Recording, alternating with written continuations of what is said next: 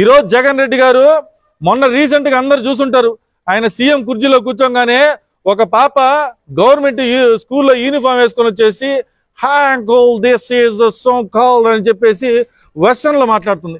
ఏంద్రా ఈ అమ్మాయి యుఎస్ స్లాంగ్ లో మాట్లాడుతుంది, మేము కూడా చదువుకున్నాం అయినా మనకు ఆ స్లాంగ్ రాదు కదా అంటే, ఈ డ్రామా ఆర్టిస్టులు ఏం చేశారంటే ఎక్కడో ఫారెన్ లో చదివిన అమ్మాయిని తీసుకొని వచ్చేసి గవర్నమెంట్ స్కూల్లో ఒక అడ్మిషన్ ఇప్పించేసి ఇలా ఉంది విద్యా వ్యవస్థ ఆంధ్ర రాష్ట్రంలో అని చెప్పి చూపించారు. సరే ఈరోజు తెలుగు మీడియం మొత్తాన్ని చించేసి ఆరేసి ఇంగ్లీష్ మీడియం చేస్తా అన్నారు.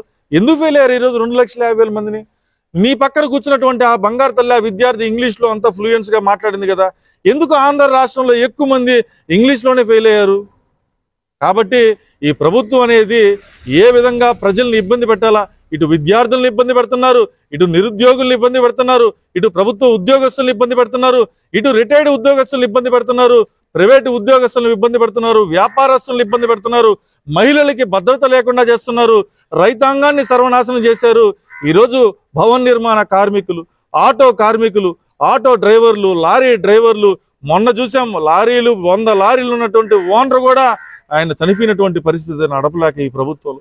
అంటే ఎక్కడికక్కడ దారుణాలు మీరు చేసుకుంటూ ఈరోజు విద్యార్థుల యొక్క భవిష్యత్తుతో ఈ ప్రభుత్వం ఆడుకుంటా ఉంది.